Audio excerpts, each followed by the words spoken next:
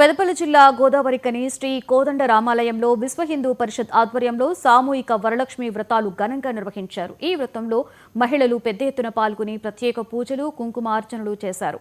ఆలయ ప్రధాన అర్చకులు మధుసూదనాచారి నేతృత్వంలో గణపతి నవగ్రహ పూజలు నిర్వహించారు.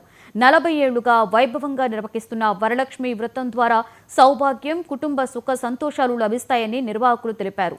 వ్రతంలో పాల్గొన్న మహిళలకు తీర్థ ప్రసాదాలు అన్ని ఏర్పాట్లు చేసినట్లుగా ఆలయ అర్చకులు మధుసూదనాచారి తెలిపారు.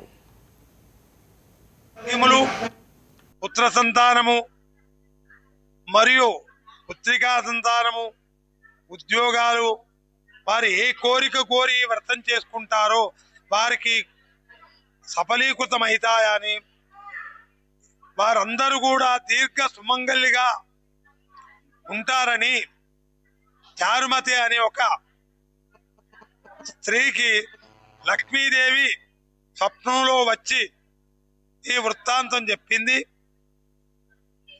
ఈ వ్రతం యొక్క మహత్యం చెప్పింది. పూర్వకాలంలో ఈ వ్రతం చేసుకొని పరంపరగా ఇప్పుడు మనం ఈ వ్రతం ఆచరించుకుంటున్నాం. ఆషాఢ శుద్ధ ఏకాదశి రోజు శయన ఏకాదశి అంటారు. ఆ రోజు విష్ణుమూర్తి పడుకొని యోగ నిద్రలో ఉంటారు. అప్పటి నుండి కార్తీక శుద్ధ ఏకాదశి వరకు చాతుర్మాస్యాలు అంటారు. ఈ చాతుర్మాస్యాలలో అమ్మవారు ఈ యొక్క